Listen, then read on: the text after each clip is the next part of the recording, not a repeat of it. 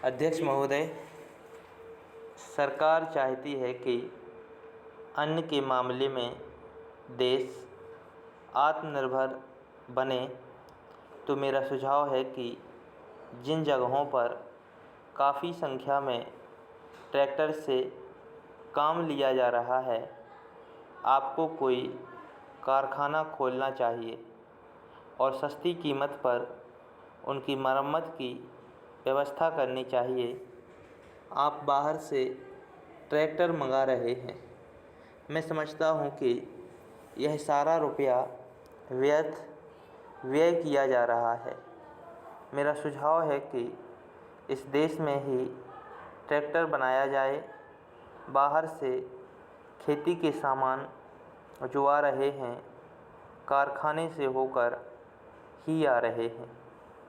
इनको जहाँ भेजना हो वहाँ सीधा भेजा जा सकता है, किंतु हो यह रहा है कि पंजाब सरकार द्वारा इनको सारे देश में वितरित किया जाता है। चूँकि इनको पहले पंजाब भेजा जाता है और फिर सारे देश में भेजा जाता है, इसलिए खर्चा ज़्यादा लगता है। खर्चा कम करने के लिए, लागत कीमत कम करने के लिए यह आवश्यक है कि इनको सीधे भेजा जाए। मैं समझता हूँ कि इसमें कोई औचित्य की बात नहीं है। इस पर भी आपको विचार करना चाहिए। आपको किसानों की सहायता करनी चाहिए। उनकी हिम्मत आप ना तोड़ें। हमें चाहिए कि उनको हम सस्ते दामों पर खाद दें, बिजली दें, बीज दें और पानी भी दें। लेकिन ऐसा ना करके हम देख रहे हैं कि हर चीज़ के दाम बढ़ाए जा रहे हैं। नलकूप पर आप कर लगा रहे हैं, उनको बिजली नहीं मिल रही है। इस ओर आपका ध्यान जाना चाहिए। वास्तव में आप कृषि की उन्नति चाहते हैं तो सिंचाई और बिजली का काफ़ी इंतज़ाम होना चाहिए। जब तक सिंचाई और बिजली का इंतज़ाम नहीं होगा, तब तक खेती की उन्नति नहीं हो सकती। अब तक सिंचाई और बिजली तो एक मंत्री के हाथ में है, लेकिन कृषि दूसरे मंत्री के हाथ में है। ऐसा नहीं होना चाहिए।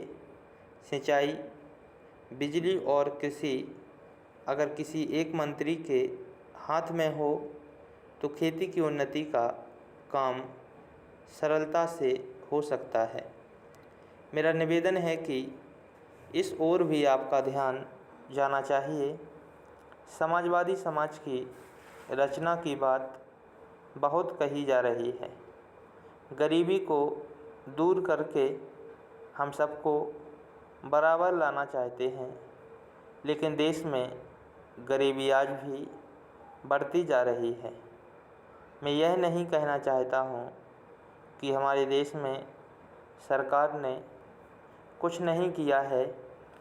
अध्यक्ष महोदय, बहुत कुछ किया है, लेकिन महंगाई बढ़ती जाती है और इस कारण से जो देश की खेती की या किसानों की उन्नति हुई है, वह महंगाई के कारण समाप्त हो गई है। तो ऐसी स्थिति में अगर हम किसान को अन्न की, उसके पैदावार की कीमत अधिक नहीं देंगे तो हमारे देश का कल्याण नहीं हो सकता है। मैं कोई यह नई बात नहीं कह रहा हूँ। पहले अमेरिका में यही किया गया। जब वहाँ पर खाद्य समस्या के कारण लोग परेशान थे, हमारे यहाँ भी उसी से कल्याण होगा। हम देख रहे हैं कि सरकार के प्रयत्नों के परिणाम भी अच्छे निकलने लगे हैं, लेकिन दुख इस बात का है कि इस वर्ष सर्दी के मौसम में वर्षा नहीं हुई। फलस्वरूप इस वर्ष जो पैदावार है वह उतनी नहीं है। इसका कारण वर्षा का न होना है। कुछ लोग कहते हैं कि इस वर्ष भी जो पैदावार है पिछले वर्ष की पैदावार के बराबर हो जाएगी, लेकिन अगर वर्षा हो जाती है तो निश्चय ही हमारी स्थिति बहुत अच्छी हो जाती है।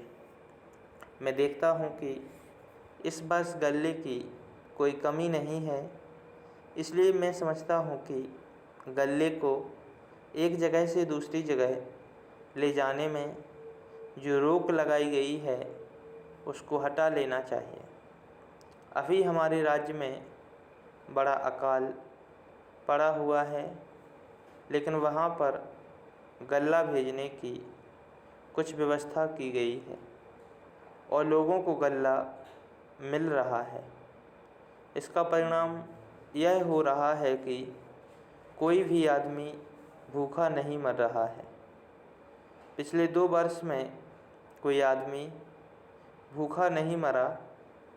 यह हमारे देश की सरकार के लिए बड़े ही संतोष की, बड़े ही गर्व की बात है। यदि अन्न की उपज हमें बढ़ाना है तो हमें पानी का इंतज़ाम करना चाहिए। आज वर्षा की बहुत कमी है।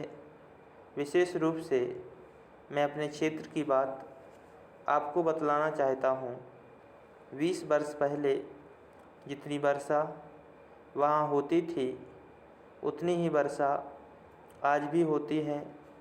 वहाँ नहर भी है, लेकिन नहर का पानी वहाँ नहीं जाता है। नहर के पानी को आगे ही रोक लिया जाता है। बांध भी बना है, किंतु हमारे राज्य के लिए पानी नहीं दिया जाता है। इसका परिणाम यह होता है कि पानी न मिलने के कारण लोगों को काफ़ी परेशानी का सामना करना पड़ता है। कुछ लोगों ने नलकूप भी लगा लिए हैं, जिससे लाभ हुआ है।